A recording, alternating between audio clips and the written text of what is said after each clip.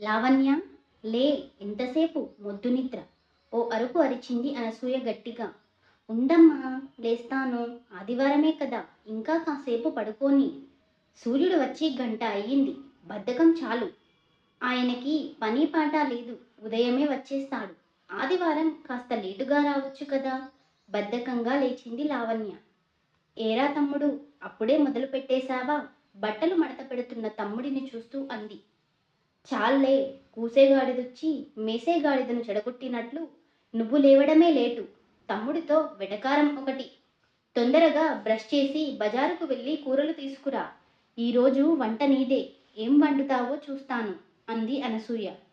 చూడు నాన్న, అమ్మ అప్పుడే మొదలు పెట్టేసింది. ఆ, మధ్యలో మీ నాన్న వచ్చి తీర్పు ఇస్తారు. పత్రిక పట్టుకుంటే 2 గంటలు పడుతుంది. గట్టిగా భర్తకు వినపడేలానే అంది, బిందెలో నీళ్లు వాటర్ ఫిల్టర్లో పోస్తూ. ఏమోయ్, కాస్త కాఫీ ఇస్తావేంటి? ఏమీ విననట్లుగా పేపర్ పేజీ తిప్పుతూ అన్నాడు మూర్తి. ఇప్పుడే కదా తాగారు, కాసేపు ఆగండి.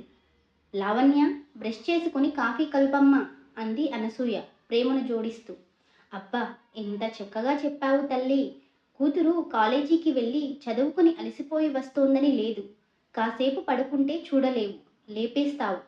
నిద్ర లేచిన కోపం ఇంకా అలానే ఉంది లావణ్యకి. నాన్న, నా ఫోన్లో బ్యాలెన్స్ అయిపోయింది. రీఛార్జీ చేయాలి. ఆర్డర్ వేసింది లావణ్య. అత్తగారి ఇంటికి వెళ్ళవలసిన దానివి. రీల్స్, యూట్యూబ్లు అంటూ కాలక్షేపం చేయడం మంచిది కాదు. పని మొదలుపెట్టు, గద్దించింది అనసూయ. చూడు డాడీ, పనులు నేర్చుకోవడానికి చాలా టైం ఉంది కదా. అయినా ఫోన్ ఆన్ చేస్తే చాలు. యూట్యూబ్ చూస్తూ వంటలు చిటికెలో చేసేయొచ్చు. అమ్మకు ఏం తెలుసు? అనసూయ, చిన్నపిల్ల, నేర్చుకుంటుందిలే, కాస్త సముదాయిస్తున్నట్లుగా అన్నాడు మూర్తి. అది అలా చెప్పు అమ్మకి. నాన్న సపోర్టుతో లావణ్యలో ధైర్యం పెరిగింది. ఇలాగే వెనకేసుకురండి. అక్కడికి మీరు మంచివాళ్ళు, నేను పని చెప్పి చెడ్డదాన్ని. రేపు అత్తవారింటికి వెళ్ళిన తరువాత మీ అమ్మ ఏం నేర్పింది, నువ్వు ఏం నేర్చుకున్నావు అని ఆడిపోసుకుంటారు. డాడీలని ఏమీ అనరు అంటూ సీరియస్గా అక్కడి నుండి లేచి లోపలికి వెళ్ళిపోయింది అనసూయ. స్టీలు గిన్నెలో కూర వండితే రుచి రాదు కదా. స్టీలు గిన్నెలో కూర వండితే రుచి రాదు సరికదా. గిన్నె మాడిపోతుంది. ఆ కుక్కర్ ప్యాన్ తీసుకో, రుచిగా వస్తుంది. ఉప్పు కారం చూసుకుని వెయ్యి.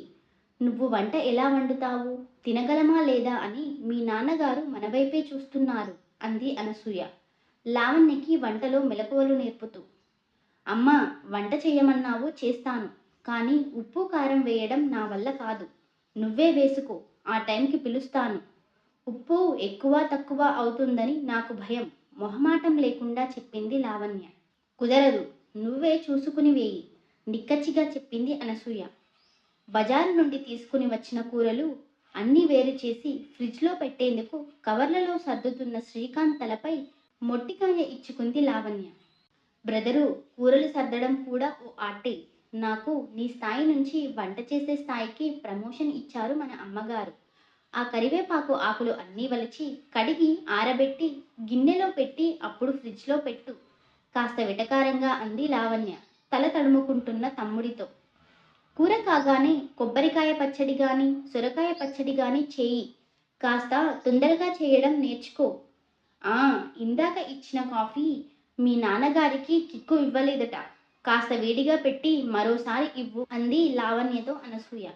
అమ్మ, వంట అవుతున్నప్పుడు కాఫీలు గీఫీలు కుదరవు. వంటే పెద్ద ప్రాసెస్ ఉంది, చిరాగ్గా అంది లావణ్య. ఇప్పుడు తెలుస్తోందా? నేను వండుతున్నప్పుడు వడియాలు వేయించు, అప్పడాలు వేయించు, కాస్త పాలు వేడిగా ఇస్తే ఓట్స్ వేసుకుని తింటాం అని మీరు అడిగినప్పుడు లేదా? అప్పుడు మీరు అడిగినవన్నీ నేను చేసి పెట్టలేదా అంటూ వంటింట్లోకి వచ్చింది అనసూయ.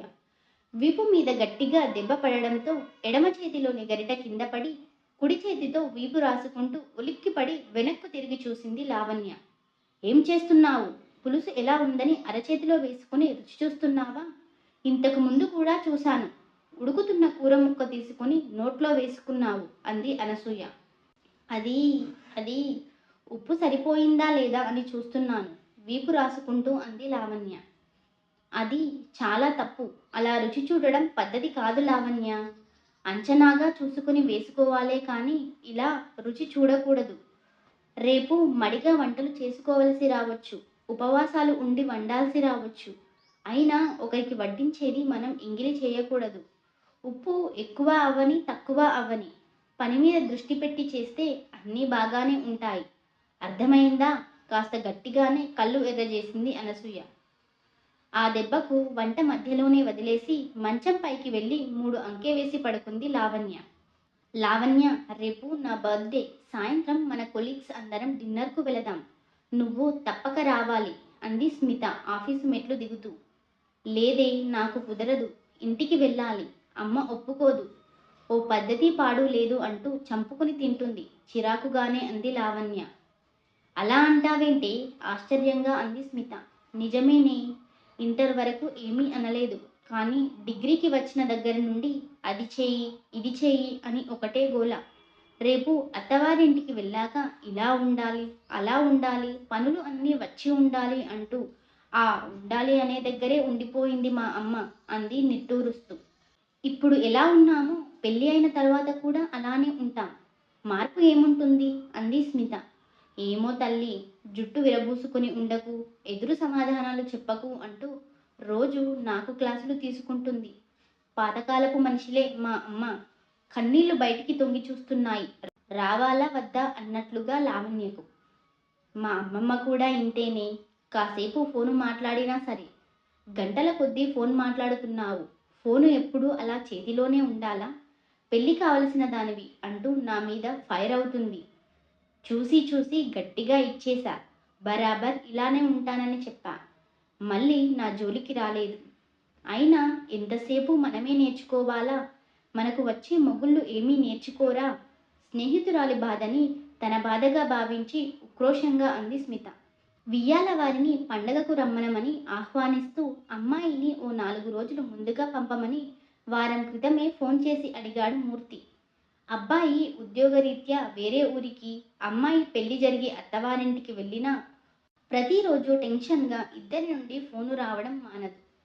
అత్తవారింటికి కూతురిని పంపి 3 నెలలు అవుతోంది. కొత్త బియ్యాల వారు పండగకి వస్తారని కందిపొడి, గోంగూర పచ్చడి, దోసకాయ సిద్ధం చేసి జంతికలు, చెకోడీలు, సున్నుండలు అంటూ పిండి వంటల చిట్టా సిద్ధం చేసి రోజుకో ఐటెం హడావిడి పడుతోంది అనసూయ. ఏమండి, 2 రోజులుగా లావణ్య ఫోన్ చేయలేదు. రోజూ చేసేది. ఏమైందో ఏమిటో. మధ్యాహ్నం నుండి రాత్రిలోగా ఓ 20 సార్లు అని ఉంటుంది భర్తతో అనసూయ.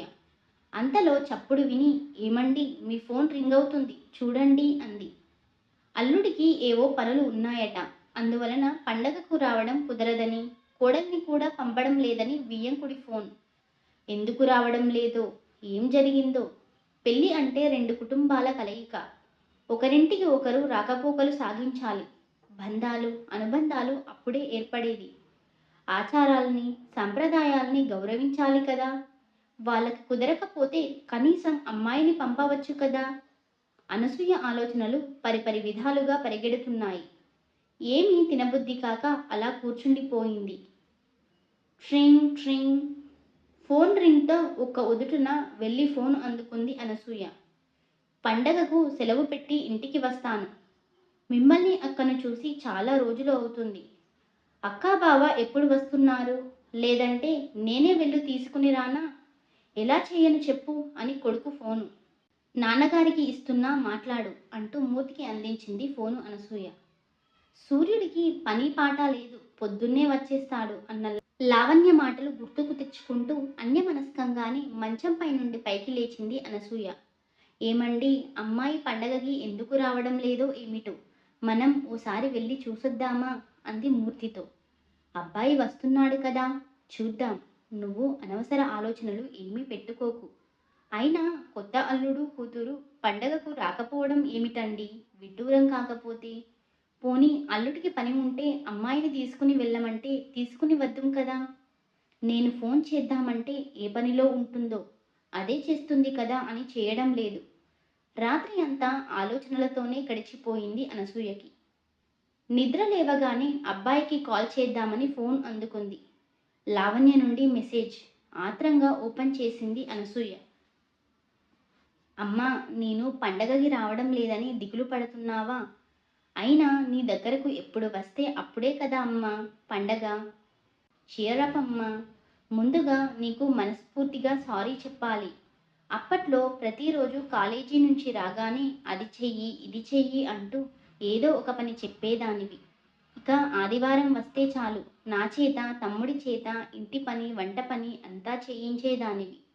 ఎవరు తోడు లేకుండా బజారుకు పంపించి కూరలు తీసుకురమ్మనేదానివి.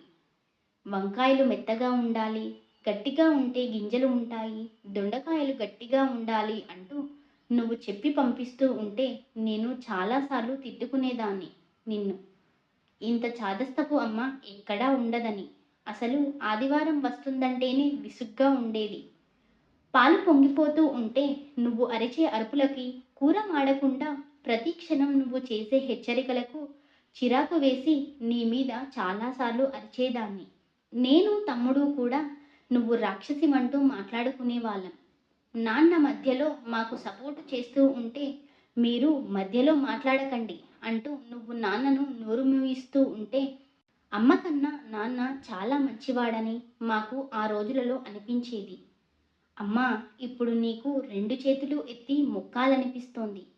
అత్తగారి ఇంటికి వచ్చిన తర్వాత ఉద్యోగంతో పాటు ఆఫీసు నుండి రాగానే నేనే అందరికీ కాఫీ పెట్టి ఇవ్వాలి. రాత్రి వంటింటి డ్యూటీ నాదే. వంట లేదా టిఫిన్, రకరకాల చట్నీలు చేసి పెట్టడం, వంటిల్లు అంతా నీట్గా సర్దడం. ఈ ఓపిక ఎక్కడి నుండి వచ్చిందో తెలుసా? నీ నుండే. ఈ పనులు అన్నీ నాకు చాలా సులువుగా ఉన్నాయి అమ్మా. ఎక్కడ ఏమీ తడుముకోకుండా అవలీలగా నేను పనులు చేస్తూ ఉంటే మా అత్తగారు ఆశ్చర్యపోతూ, ఈ రోజుల్లో పిల్లలకు కాఫీ కలపడం కూడా రాదు. మీ అమ్మగారు పనులు అన్నీ ఎంత బాగా నేర్పించారు అంటూ ప్రతి నిమిషం నిన్ను పొగుడుతూ ఉంటే నాకు చాలా ఆనందంగా, ఎంతో గర్వంగా ఉంది.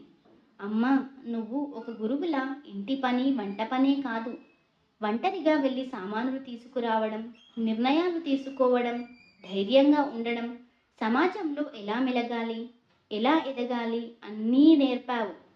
నా కూతురిని, కొడుకుని ఎవరు ఒక్క మాట కూడా అనడానికి అవకాశం లేకుండా పెంచుతాను అని నువ్వు నాన్నతో అంటున్నప్పుడు నీ మనసు ఎంతో కఠినం అనుకున్నాం. కానీ ముందు చూపుతో నాకు, తమ్ముడికి నువ్వు నేర్పిన పనులు, అలవాటు చేసిన ఓర్పు తలుచుకుంటూ ఉంటే ఇప్పుడు అనిపిస్తోంది అమ్మా, నువ్వు మా భవిష్యత్తును ముందుగా చూసావేమో అని.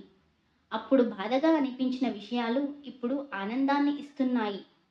ప్రతి పని ఒక ఎంజాయ్మెంట్లా ఉంది నాకు.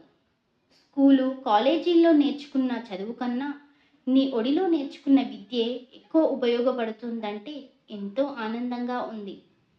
తమ్ముడు నేను మాట్లాడుకునేటప్పుడు నీ గురించే ఎక్కువగా మాట్లాడుకుంటాం. అప్పటి మా ఆలోచనలన్నీ తప్పని ఇప్పుడు అర్థం అవుతోంది. నేర్చుకుంటే అన్నీ వస్తాయి అంటూ నువ్వు కళ్ళు ఎర్రజేసి నేర్పిన నేర్పరితనం ఇప్పుడు నా చేతులలో కనిపిస్తోంది. ఇక అసలు విషయానికొస్తే పండగకు మా ఆడపడుచు, ఆమె భర్త, పిల్లలు వస్తున్నారు. అత్తయ్య ఒక్కరే చేసుకోలేరు. అందుకే మేము 4 రోజులు ఆలస్యంగా వస్తాం. తమ్ముడితో కూడా మాట్లాడాను. మేం వచ్చే వరకి ఉంటానన్నాడు. హ్యాపీయే కదా. నిన్ను చూడాలని, కొత్త కాపురంలో నా అనుభవాలన్నీ నీతో పంచుకోవాలని ఎంతో ఆతృతగా ఉందమ్మా. మా వారు, అత్తామామలు నా పనితనాన్ని, ఓపికని మెచ్చుకున్నప్పుడల్లా అత్తవారి ఇంటిలో మంచి పేరు తెచ్చుకోకపోయినా చెడ్డ పేరు తీసుకురావద్దని నువ్వు అన్న మాటలే గుర్తొస్తాయి నాకు. మరో జన్మంటూ ఉంటే మళ్ళీ నీకే పుట్టాలని కోరుకుంటూ నీ లావణ్య. రచయిత Lavanya. Thank you for watching. Please do subscribe for more stories.